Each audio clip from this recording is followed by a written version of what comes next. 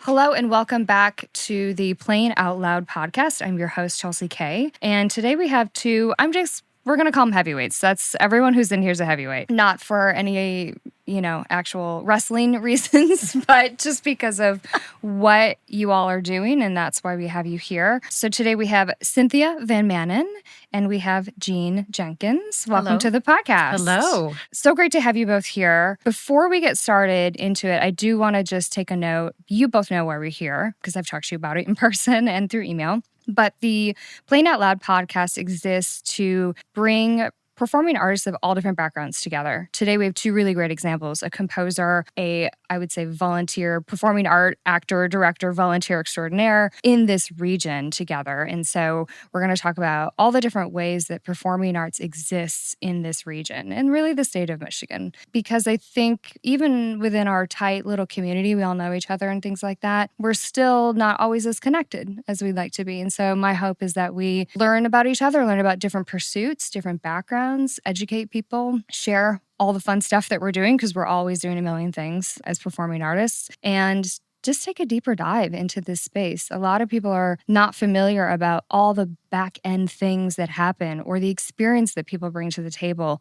And so having a 45-minute or so discussion really helps us do that. And by bringing you both together, because typically our podcasts guests will not necessarily know each other, which is great. So we're making friends as well. So thank you again for being here. Thank you for supporting the Playing Out Loud podcast. Cynthia, I'm going to start with you. Cynthia Van Maanen, you are also known by your friends as Cherie, but we will stick with Cynthia today because we're going to focus a lot on your professional background as a composer extraordinaire. I put the extraordinaire on there. I don't think that's on your resume, but it could be. You currently serve on the faculty for Interlochen Arts Academy. In 2023, you were the artist in residence at the San Francisco Conservatory TACS program. TACS stands for Technology and Applied Composition. It's a focus on music being written for visual arts. For example, game music, film music, podcast music. Fun. You have a long list of composition catalog. So that includes music for theater, dance, chamber ensembles, soloists, orchestra, and wind ensembles. And you've been commissioned by the Toledo Symphony Orchestra, but you also have had your works performed around the United States. And I'm going to list a bunch of different things here, but we're going to feel a little weird about accolades here. I feel like I haven't done enough. So your works have been performed by the Texas State University, Florida State University, Texas Women's University, as well as the Houston Symphony, Houston Ballet, Houston Opera Orchestras, and this might be my favorite little moment that I didn't even know about you, and I've known you for a minute, but you have a work that's on a PBS online series, and it's titled Songs About Buildings and Moods. That one is interesting because it's brand new, and actually the premiere of the string quartet version is this coming Thursday at the Alluvion. The title, Songs About Buildings and Moods, is really the title of the PBS online series. And it's got 2 seasons out now. In January, they're going to drop season 3. And on the first episode of season 3, a brand new piece that we wrote that has to deal with the Kirkbride building here in town, Building 50. It's a piece co-composed by a faculty member at Interlochen and colleague of mine, Thomas Childs, and I. And we wrote it for one group of 4 instruments specifically for the PBS show. And then 2 of the players who are also amazing string players said, hey, would you please rearrange this for us for string quartet? And that's the premiere that's happening this Thursday night. Wow. The actual title of the piece is Transformational Landscape, and it goes to the history of Kirkbride and what he was trying to do in that space. Interesting. I can see how transformational landscape definitely applies to buildings and moods. And I think we can all agree that that particular place in Traverse City has a mood, and it has many moods now. When I was growing up, it was spooky, haunted kind of mood. And I think there's still aspects of that today, but nowadays, a lot more moods and shades and colors. So awesome. Exciting to see all of that. Jean, I definitely want to talk about you and all of your accolades as well. So first off, you're originally from southern Wisconsin? I am. Yes. And I've just got to say, I am humbled by Cynthia's credentials. But I'd like to think that what I maybe lack a little bit in that long resume is the heart that I bring, the love and the passion I have for the theater is my main arena. But you also have, we will get into this, but this was really fun to learn about you, is that you started performing as an actor in your local 4-H club.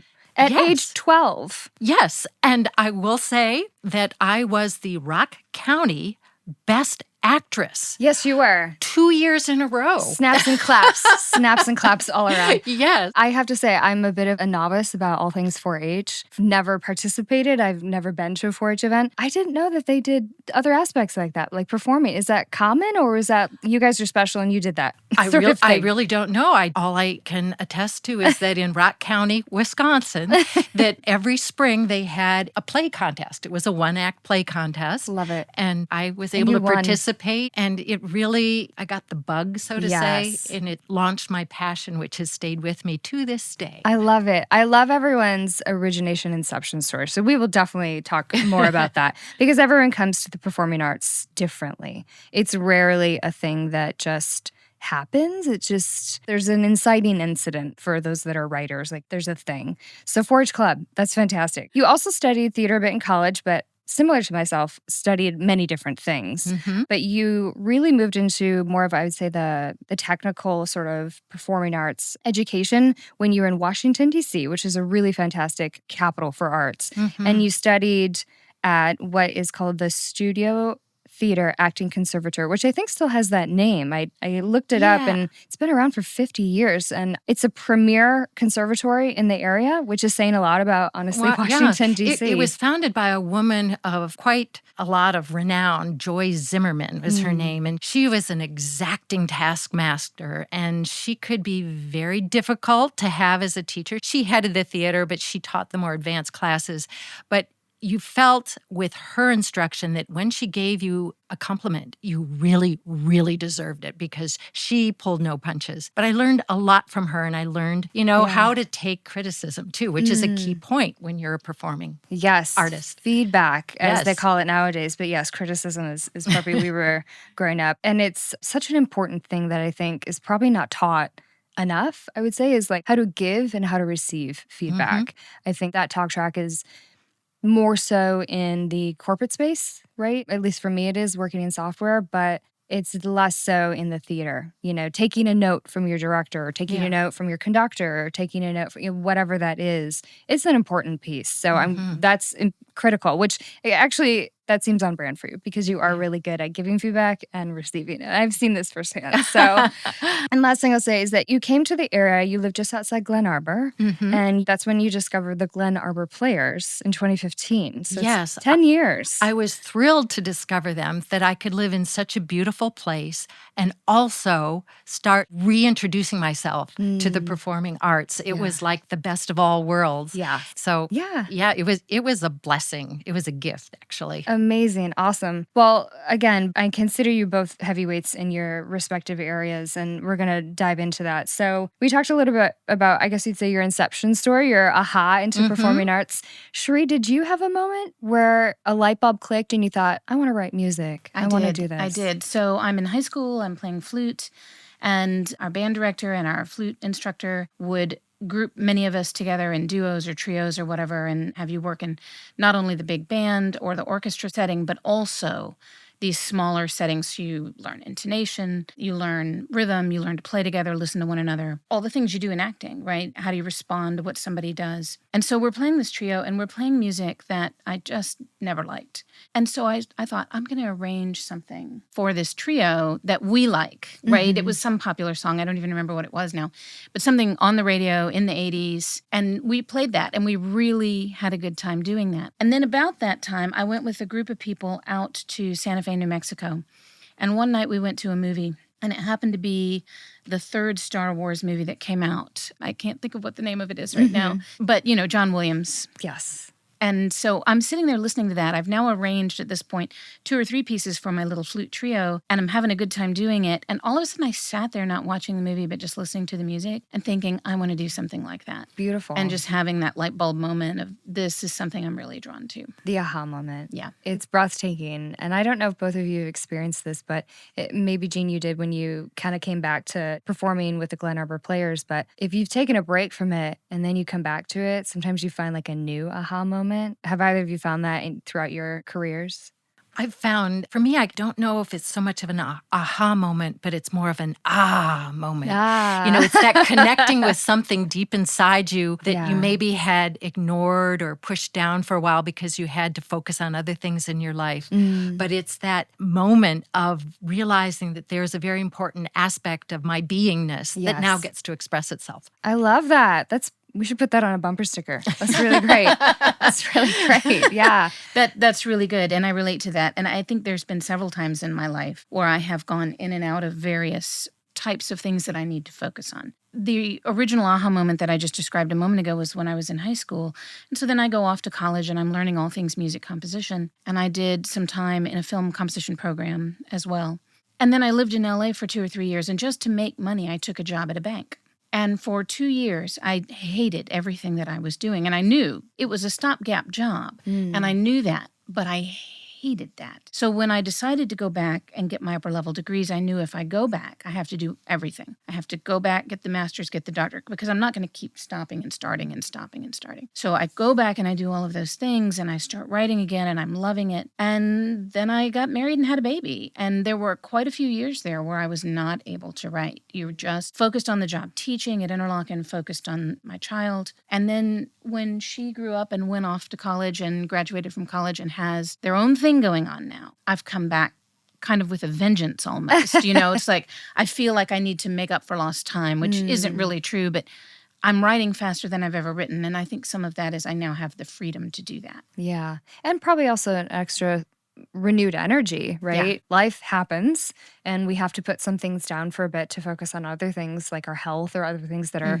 important, family, etc. But coming back to it, I think is like the key for those of us that really resonate with performing and arts. I'd also like to add that coming back to it, you've had all these life experiences that makes that expression richer and fuller. Absolutely. I constantly said this to people, but my time in Los Angeles, I loved every minute. It's 6 years. Wouldn't trade it for a second. Even the really low lows, like the times I was depressed after surgery or different things that happen, but then you come back to performing arts and you take all those experiences with you and it makes everything more full, more rich, more deep. You can draw from different experiences. You can draw from things you've seen and been inspired by. Absolutely. And everything becomes just more vibrant over time. So love that. Absolutely love all of that. So I want to chat a little bit about kind of your whys. Why do you compose? You're now the president of GAP. I'm going to call it GAP if that's all right. Yes. Glen Arbor Players, acronym GAP. Yeah, perfect. And for you especially, like it's a completely volunteer-run organization, right? There is no staff.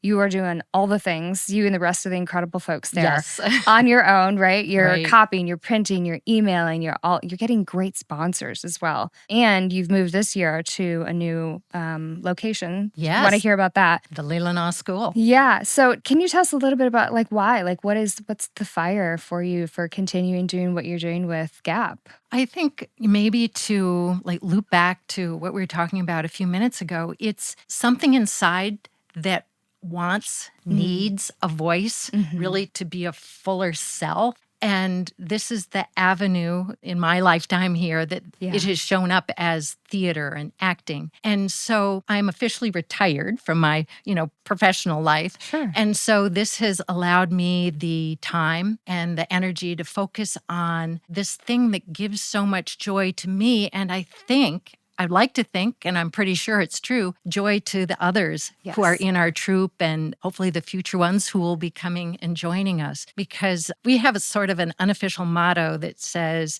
have fun and be kind. And it's there to help keep a sort of an equilibrium in the group. Like we're there to have fun and to feed ourselves in whatever way each individual is craving to be fed. I love that. Fill your cup. right? And I love that motto because I think at the end of the day, everything's a lot more simple than we make it out to be, right? Yeah. We could write all the most complicated theories and plans and project planning, all that whatever stuff. But at the end of the day, being kind and keeping it simple and just letting it fill your cup however that day and that moment needs to happen. And of course, we want to do really good work, right?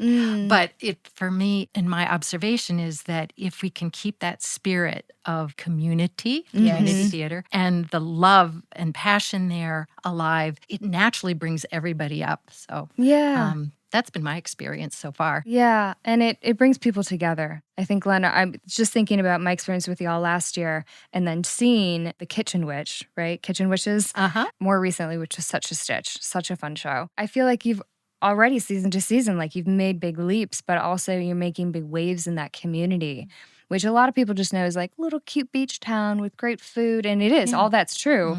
But there's also a really great community that lives there. And you're a part of the greater community theater as well. Yes. And I would like to give a little shout out to Old Town Playhouse, to OTP, because they have been so supportive. Yes. We are a really little group, but OTP has very generously allowed us to borrow some props and costumes. And I really appreciate that community spirit and a sense of support rather than competition. Yes. Absolutely. Absolutely. Yeah. We had a great conversation about competition last time with Wes, and I fully agree that the more opportunities there are, the less it feels like competition. It just feels like you're filling the pie with more colors, more fruits, more, you're really creating a rainbow of opportunities for different people. Well, and each theater is unique in what it does. And there isn't competition in that. We celebrate the uniqueness of what you do, of what Old Town Playhouse or Elk Rapids Theater, any of those do. Absolutely.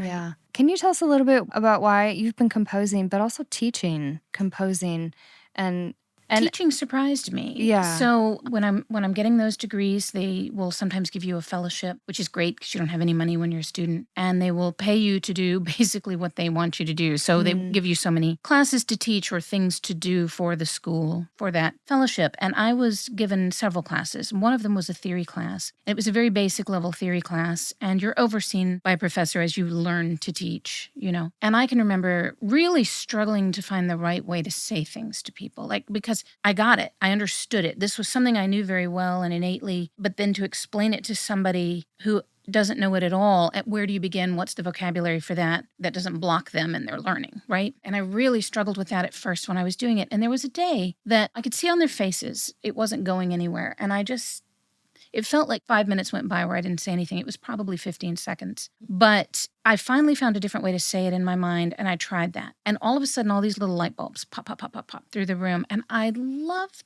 that, right? And that's just communication. And you're talking about community and, to expand that word a little bit into communication, composing at the end of the day is just communication. It's what conversation do I and my audience listening to the piece want to have together? And am I saying something that's relevant to them? Are they receiving it? Teaching is much the same way. Can you find a way to explain this so that someone can understand it? And I joke now with my colleagues, but kids come into my theory class and I say, listen, my job is to teach this to you, but your job is to tell me if you don't understand it. And I have 5 or 6 different ways I can explain the same thing to you.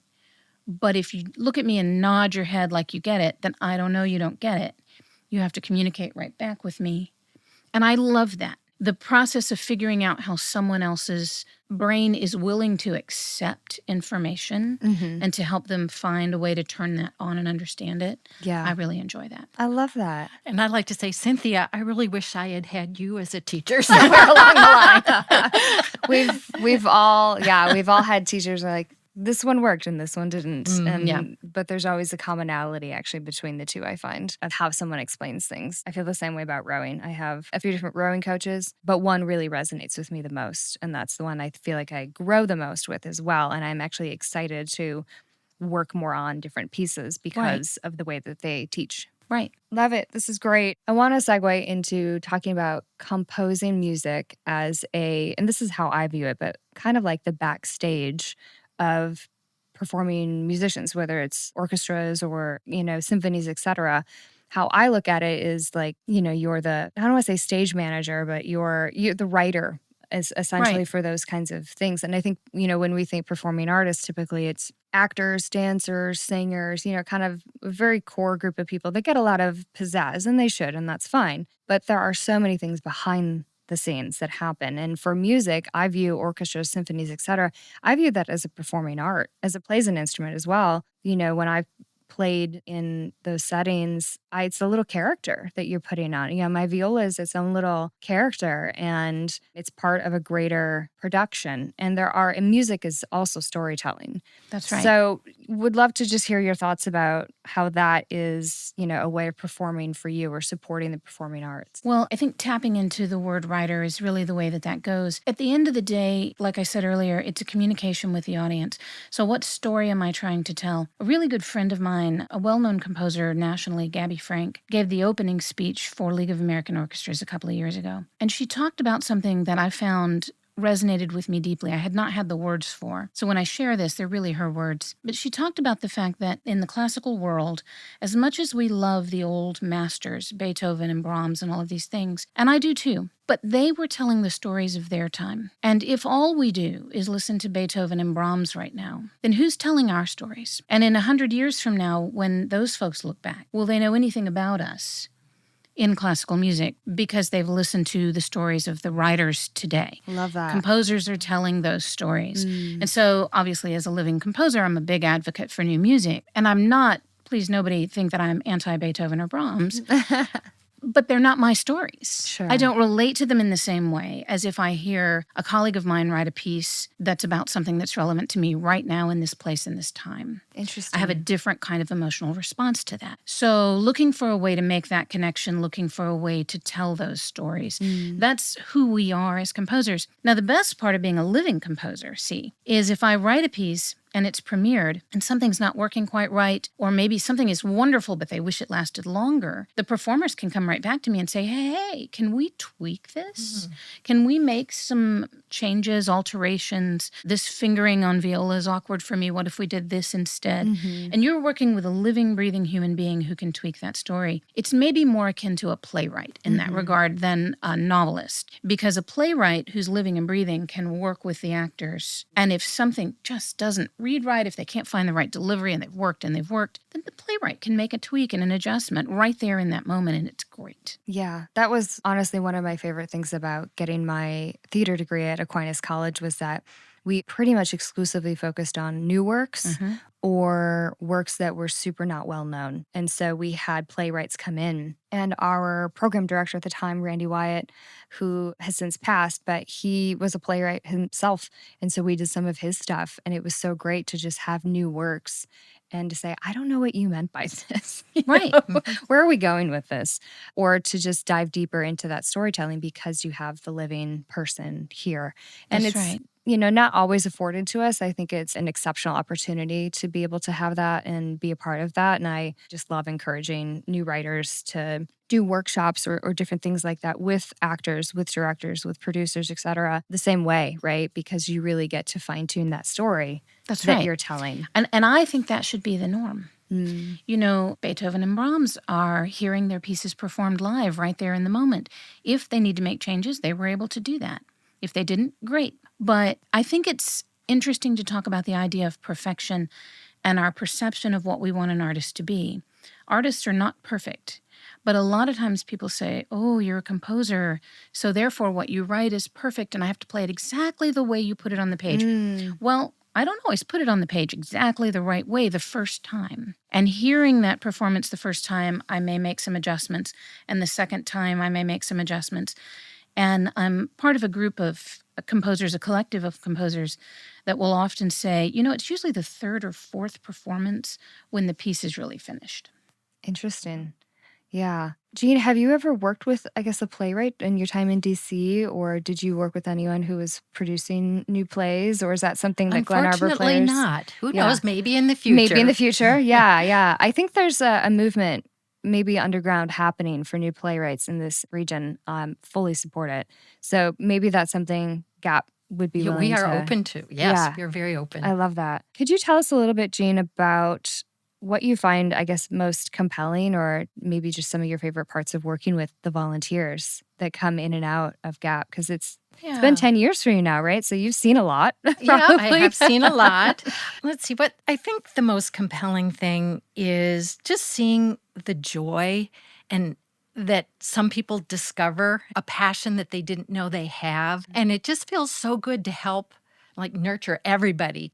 We've had our sound technician and lighting technicians that we've had. Our sound technician just passed away a short while ago. But to the end, he had such a joy for putting together the sounds for us. And he'd had a long, storied professional career in aerospace engineering. I think he'd never done anything like this before. Yeah. But he discovered this in this latest chapter of his life. And having that spirit of joy, and you see the twinkle in the eye and the smile, and there's this energy that comes up yeah, I think I can do that. I find that really fulfilling, and it brings me up too. Yeah. Are there things in your experience that you've learned about, what it means to help organize, run, et cetera, a volunteer-led organization? I mean, if I were to come to you and say, hey, I want to create the, I don't know, cherry something or others, and it has to be 100% volunteer, what advice would you give someone in that position? Well, I feel like I'm repeating myself a little bit here, but I think for me, and I've been president of GAP for about 2 years now, and what has appeared to me as really important is to make sure people are having a good time. We all have egos, right? But try to keep that in check and in balance with working with a team, having that certain equilibrium between striving to be really good, but yet also having fun. That's what I've found has helped us attract people and to grow. It's a spirit more than anything. And, you want to be attentive to people's schedules and not feel like you're overburdening anybody. But again, it just comes from a spirit of wanting to bring everybody up and allow everybody that chance to express themselves in whatever form that may take, whether it's being a tech person or an actress or a director. Love that. Have you directed at Glen Arbor I have Players? not, and it's come up a number of times. I'm not by nature a director. There's some people who really want to be a director, and I may step into those shoes sometime at some point, but it's not something I have on my bucket list, put it that way. I like the production end more of it, actually, and the acting, of course. Yes. Well, you are a lovely actress and a great counterpart. We did The Dining Room together last summer, and that was so fun. I feel like, honestly, some of the things that I learned during that experience, we've actually talked about at Old Town Playhouse. So there's an exchange of ideas, especially with the studio theater coming back. Yeah. The idea of the props and everything being in a box under your chair or, just close at hand so you can really jump into those things, just making that dynamic and easy to jump in. And Dining Room is such an actor's show, really, right? I mean, there's so much to it. But, yes, and each of the actors, how many were there of us? Was it 8 or 9? I think Was it 6 or 7?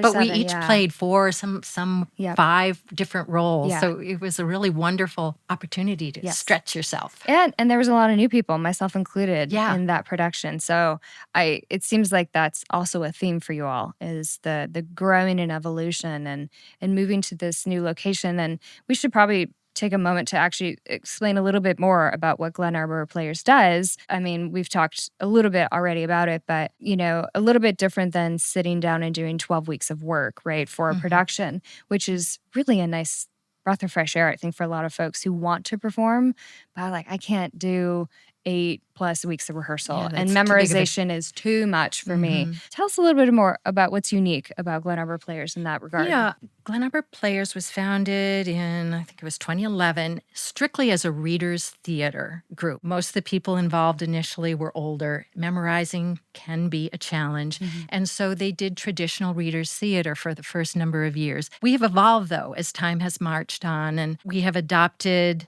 often more of I'll call it a hybrid version. So we have some costuming, we do have some props, we do have blocking, movement on the stage. And as you rehearse, one can get to the point where you're partially what we call off book.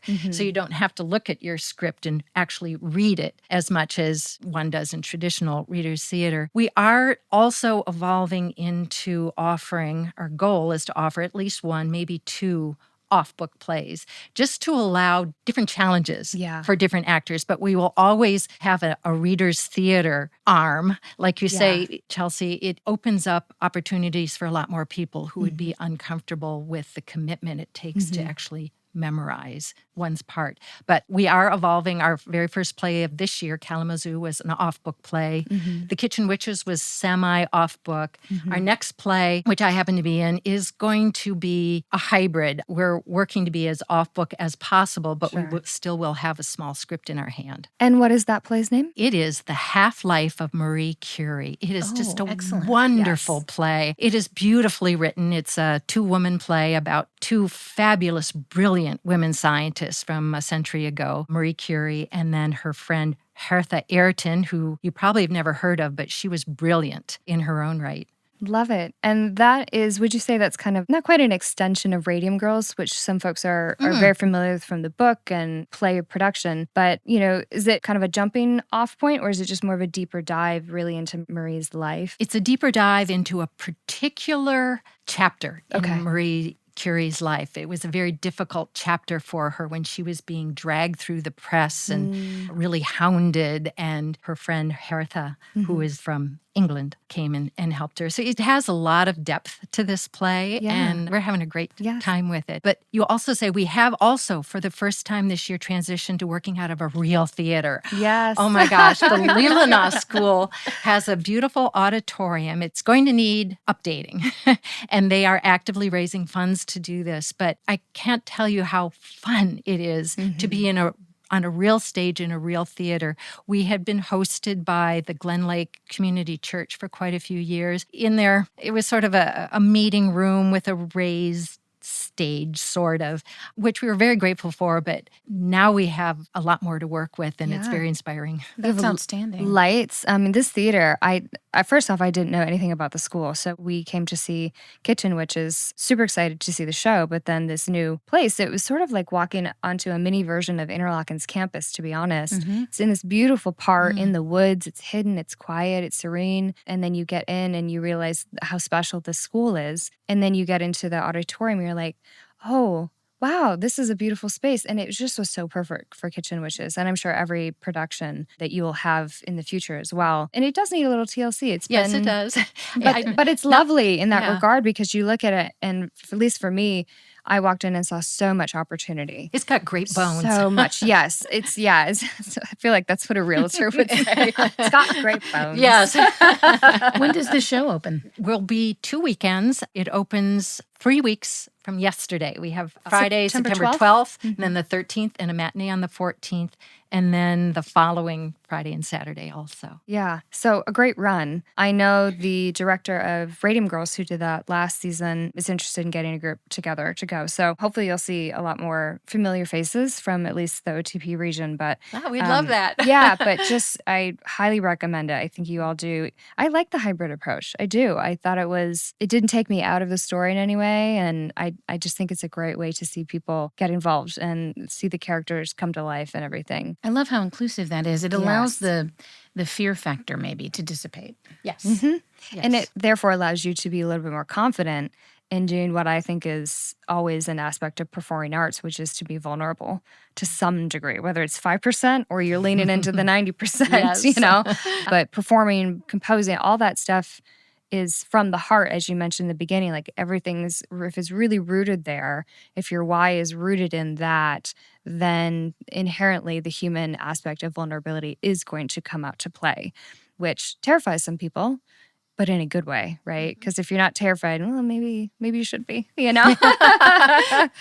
That's amazing. I want to talk a little bit, before we wrap things up, a little bit about what you perceive some of the challenges to be in your spaces. There's so many amazing things, and I think you could argue that 80 to 90% of what y'all do is great and fantastic and butterflies and sunshine, but there is an aspect that is challenging. So whether that's composing in the modern era or AI or different challenges you see there, or just this region, we're not a major hub. We're not Detroit. We're not Grand Rapids. It's a lot smaller. People are spaced out a little bit. It's kind of a seasonal town too. There's some big events to compete with. There's, communication challenges. Just curious for your thoughts in your respective areas of what you find most challenging in your spaces. Specific to being local? Sure. Probably that I'm better known not here. Okay. Texas, it would sound. Well, and now that I've started writing concert band music, the concert band as a genre really embraces new music. So, earlier when I was mentioning that it can be tough to get a new piece played or, people are going to embrace older composers that they know, the concert band world is really excited for new music. So I have a piece that's going to come out this year. It's been premiered by Texas State. You mentioned them. And now there's going to be 12 other schools around the country that play it, which is great, right? I've got schools in Georgia, Missouri, Iowa, but also NMC with Pat Brumbaugh is going to play this piece. And I believe that's the first time in a while that I've had something, we're going to call it a soft premiere. The world premieres happened, but this group of bands each gets to premiere it in their region. So this Northern Michigan premiere, it's just easier for people. I don't know if they take you more seriously when they think they don't know you. Here's this composer, celebrity, right? Yeah. Which is silly. But then people who know you're like, oh, it's just Cherie. so getting that new music going in this area is a big challenge. And I would add to that, just for composition in general, getting the second performance. Everybody's excited to do a premiere, but then they've done the premiere and they're done with it and they put it away, and so getting that second performance in the compositional world is a tough thing. Interesting. I get the sense it's similar for playwrights too, because world premiere is fancy. Big deal. It is. And it is. Right. And you can market that. But then you can also split it off into regional premiere or Midwest premiere or community theater premiere. Right. There's different levels, and that's kind of more of a marketing ploy, but maybe it's similar, I imagine, in that regard. But, very much. I mean, maybe we should treat composers a little bit more celebrity, start asking for photographs. No. We'd rather not do that. Yes. Spoken like a true behind the scenes artist. And same question for Eugene. What do you think is most challenging about doing theater in Northern Michigan? Well, I think some of our challenges are challenges shared by a lot of community theaters, and that is attracting young people. There's a lot of different activities out there today for young people to be involved in. So attracting them, and I will say, getting enough men to come and try out. I think we would have no problem doing play after play with over 50 women.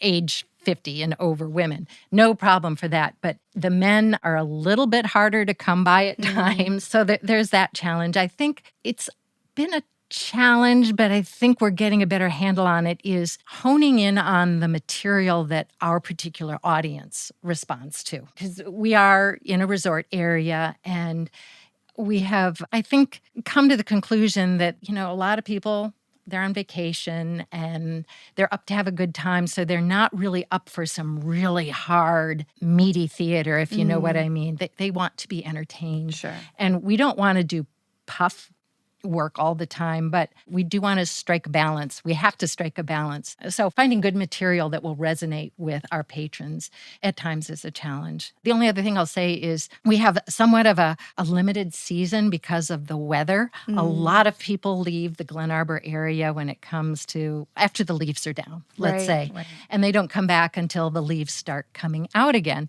So we've pretty much given up trying to do anything over the winter because our audience is gone, and even a lot of our actors are gone. Yeah. And people a little bit are wary of making a commitment during those winter months because of possible snowstorms, more so than even Traverse City. So at least you're a city here with streetlights, and we're a lot more out in the woods out there. We're in the midst of the Sleeping Bear Dunes National Lakeshore. But you work with those things, and you kind of listen forward and test what works. Yeah. Keep finding your joy. Yeah, absolutely. So what I hear you saying is you need a playwright to write a play for 50 women. 50 plus women. I think I misspoke there. Yeah, not for 50 women. We can maybe do 35 women. Okay. Sounds like the vagina monologues. Like just a giant production of all women on stage talking about women's things. I mean, I'm sure there's a playwright out there who would be interested in writing that. I know there's youth program here in town at the City Opera House for young playwrights. So hopefully we'll see something in the future for adult 18 and up, playwrights as well. I just want to ask a couple just final things here. What are some of the just most favorite things you've done as a composer, favorite pieces you've written or experiences you've had, favorite productions you've been in. I know it's hard to choose because we probably have a lot that we really love, but just kind of first things that come to mind of your experiences of things you've really loved, either. In the last couple of years, as I've been writing more and more, I've had some outstanding opportunities. I'm a member of a collective I mentioned earlier, and it's called Adjective New Music. And one of the things that they do is we have about 22 or 23 composers, and we all try to help each other out. So if somebody says, Chelsea, I want you to write a piece for 3 flutes, and you can't do it right now, you say, yeah, but I got this friend, this other composer, and she can do that right now. And she's actually a flute player, so that would work really well. We try to help each other and kind of rise. What's that old saying? Rising tide floats all boats. Mm-hmm. Like, how do we help each other out in this rather than compete against one another? And the owner of Adjective New Music, Jamie Lee Sampson, who's a friend of mine, and who played bassoon at Old Town Playhouse for Gentleman's Guide to Love and Murder, she was able to work with the Toledo Symphony, and they launched for us an opportunity to write, I'm going to say rewrite, but I mean that very loosely, a series on the planets. When the total eclipse was happening in, April of 2024? About a year before that, they reached out to us and they said, this older composer, Holst, has the planets, a piece called The Planets, and it was for every planet except Earth and Pluto because they hadn't discovered Pluto yet, and Pluto hadn't been, a planet demoted, whatever, nothing. They didn't know about it yet. And he didn't write one for Earth. He wrote about the other planets, and he wrote on the mythology behind the names. And so Toledo Symphony came to us, and they said, we want 9 composers. We want to include Pluto. We want to include Earth. And we want to write on the science behind what we know about the planets. And then the weekend or so before this total eclipse, we'd like to premiere that piece side by side with the Holst. And first of all, it was just fun to be a part of that. We all had to jockey for position. Which planet are we going to get? Mm-hmm. And we worked with the University of Toledo and their science department on learning the science behind each of the planets. So we really could deep dive into that. I learned so much. I ended up writing about Mercury. We did not perform these in the order of the planets in the solar system, but Mercury happened to be the first part of the piece that was played. So we have now this 45-minute work made up of 9 different composers, each one focusing on a planet. And the collaboration that involved, not just among the 9 of us, but then each of us, we divided our piece into a triptych. So following Mercury is Uranus, and then following that is Mars, and the 3 of those could be played alone as a standalone piece. And so we had to work with those composers. I worked with Hong Da-chin and with Andrea Rankemeyer, and we were aware of what each other was doing. So composition is usually a very lonely process. You're out there by yourself doing your thing. This was very collaborative, a lot of fun, really enjoyed it. And then the reception of the orchestra and the reception of the people in Toledo, it was a hall that sat 2,000 and they were sold out both nights. And we were told that they hadn't done that in years. Wow. So we were first of all, thrilled and ecstatic to be part of that. I mean, just even a little part of that. Wow. Yeah, so that was a lot of fun for me. My mind is blown. I would have never put together science and music in that way. Yeah. But now I need to hear it. So we'll have to have a separate conversation I'll about give that. Just a tiny brief little, I looked at a lot of things. I looked at the speed that Mercury rotates, how fast it goes around the sun. I used that with tempos and color choices for instruments to represent those things, just to give you a taste of what you might do. Yes. All right. Well, my mind is blown. Jean, your favorite That's a tough act to follow. That's all right. I think one of my favorite productions I was involved in was the one that was with you, Chelsea, last year, A.R. Gurney's The Dining Room. We got to play multiple characters and got to switch around with different scene partners, and it was just a delightful experience. I really appreciated that. But I think my favorite role is the one I'm working on right now. Yeah. I'm playing Marie Curie, and this is a play with so many different levels. It has something to say. It does have some humor in it, but there's a message that runs through it, and it feels very substantive and rewarding to be working on this play about 2 brilliant women. I love that. I love that. All right. Melting my heart parts and my brain parts. We're going to wrap up here with some rapid fire questions for both of you. So we'll start with Sharik, mostly because you're making eye contact with me. Look away. All right. So like I said, there's no wrong answer. It's just gut thing. Do your best to not say pass if you can. But these are just rapid fire questions to just kind of wrap things up here. So your favorite musician or composer? People ask this a lot. There's too many composers to name, but the one that pops into my head is Bartók. Love the rhythms, love the non-equal rhythms, groups of 5 and 7 as opposed to the typical 2 and 4. All right. Favorite play? Oh, wow. Well, we've been mentioning Radium Girls today. I absolutely adored that. I was on the artistic committee at Old Town Playhouse when we were choosing those. Yeah, I'm going to stay there. Sure. Okay. Favorite musical instrument? Well, it's got to be the flute. There we Although go. recently I bought a bass flute, and I'm really attracted to that right now. I'm having a good time with it. We all just learned there is a bass flute today. Favorite backstage ritual? I pace up and down the hall. If I am acting, I pace up and down the hall away from everybody and just think about the character I need to be in. I've noticed that a lot of people like to kind of hang out and they're having a great time, which is wonderful. I can't do that. I have to go be by myself a little bit and just walk up and down the hall. And favorite thing to do in Northern Michigan outside of the performing arts? Oh, we'll play tennis. There This we is go. a no-brainer. Yes. Great. Jean, same questions for you. Favorite play? This is going to sound like a cop-out, but because I'm working on it right now and I just love this piece, I'd have to say Half-Life of Marie Curie. It's a great answer. Favorite musician or composer? John Williams, because he's been the background of so many movies that I loved. Yes. I love it. Do you have a favorite musical instrument? I played the oboe. Excellent. I love the beautiful, haunting sound of the oboe and the English horn. Love it. Do you have a favorite backstage ritual? I think similar to Cynthia, I don't know if I'd call it a ritual, but it's like being still, calming, so that you're kind of like opening up to be more of like a conduit for a message or performance rather than, thinking, oh, it's all me. Right. It's like, how can I open up to the universe? Does that sound a little hokey? But No, it's great. And lastly, your favorite thing to do in Northern Michigan outside of the performing arts? I am an avid gardener. I love gardening. I'm especially fond of native plants, and I have gardens right now that are buzzing with bees and butterflies and birds, and that gives me so much joy. I love it. Well, this podcast gave me a lot of joy. Thank you both so much for coming on. Thank you, Cynthia. Thank you, Jean. Oh, it was fun. My honor to have you both. You are both welcome back anytime. I want to end our podcast by giving a shout out to New Leonard Media as well. They are hosting us here. They are podcast production partners. Lots of alliteration happening today. And we couldn't do this without them. So I just want to say thank you so much to them. Thank you again to both of you. And I hope our listeners have a good rest of your day. Thank you.